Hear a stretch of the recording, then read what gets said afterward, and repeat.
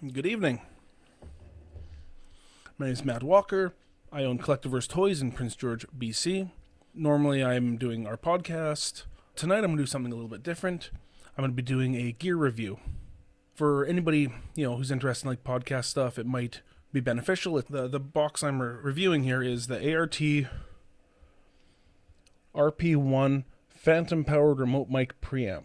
So it is designed to go in line between a broadcast style podcasting mic that requires a lot of gain, more than your interface might have, because most podcasters will use something like something small, like a little 2-channel by 2-channel box, which just won't have the input gain to satisfy something like a Shure SM7B or a Electro Voice RE20.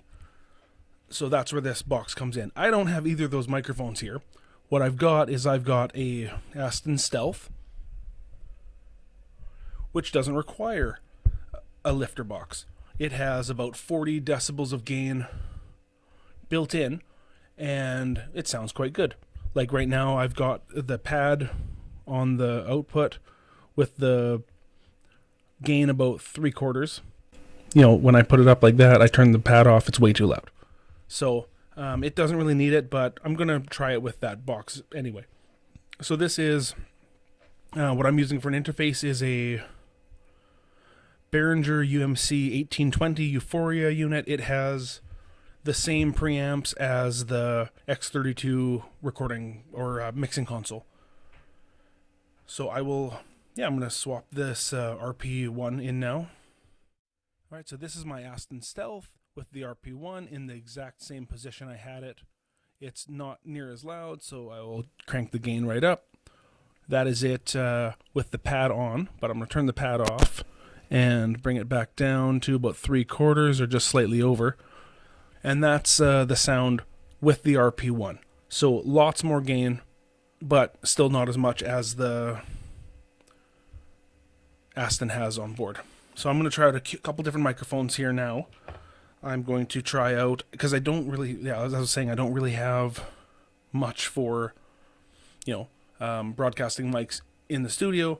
I mostly have live sound mics. So I've got the Sennheiser E935 live vocal microphone, and I've got a Sennheiser wrong way here, 902 kick drum microphone. And I'm also going to try this. It's an older ribbon mic. Again, I don't have a Royer or anything like that in the studio because I sold off a bunch of my studio gear years ago and haven't really had a need for it. But I kept this one, a KCM R25. It is kind of the mid-2000s Nady Motors. They designed a ribbon mic and everybody copied it. And yeah, I'm going to get to those other mics now. So this is the sound of the Sennheiser E935. I'm going to crank the gain. That's all the way up with no pad on. That's all the way up with no pad on. And yeah, it acts exactly as you'd think a standard dynamic microphone for a stage would work. It has lots of gain before feedback. I don't have any live speakers in here, so I can have it as loud as I want, and it doesn't make problems. But it does reject a lot more of the ambient computer noise. I'm going to try it now with the RP-1. All right, this is the same microphone with the RP-1. I have put the gain just below 3/4. It is just into clipping. Let's see, where's that now? Check 1, 2. No, that's still doing it.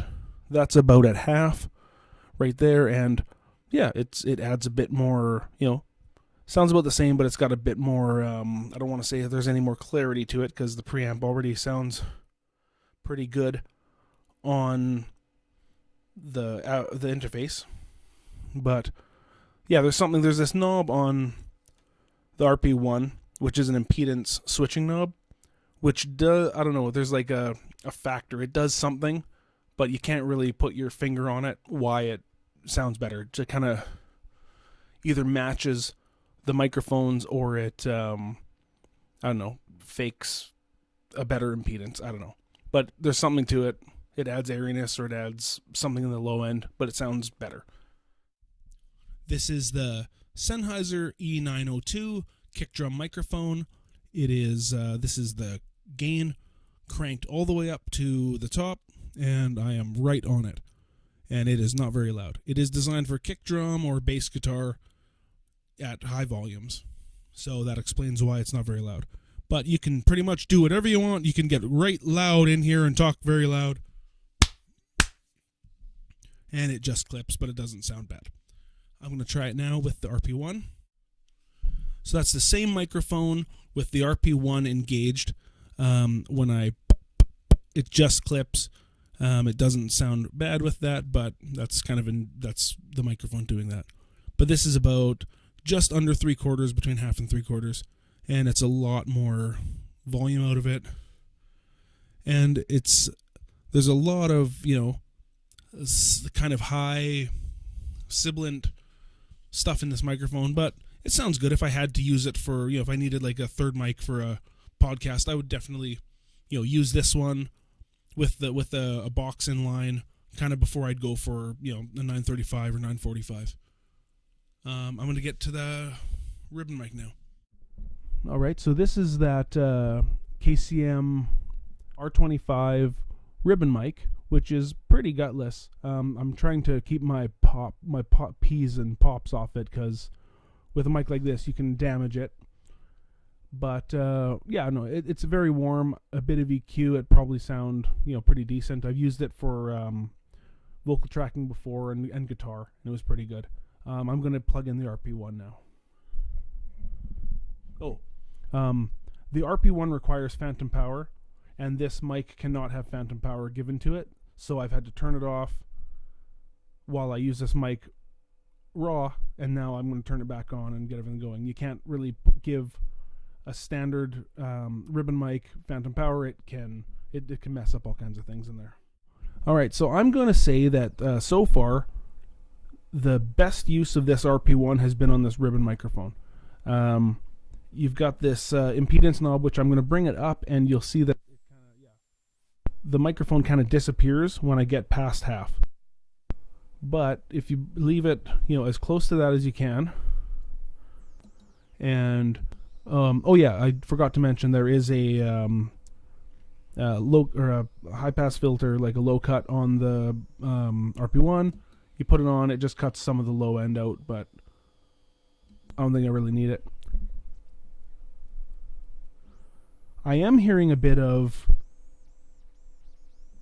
I don't know what to say. It's just in my headphones. I'm not sure if it'll be in the actual track, but some interference as I put my hand near the RP-1.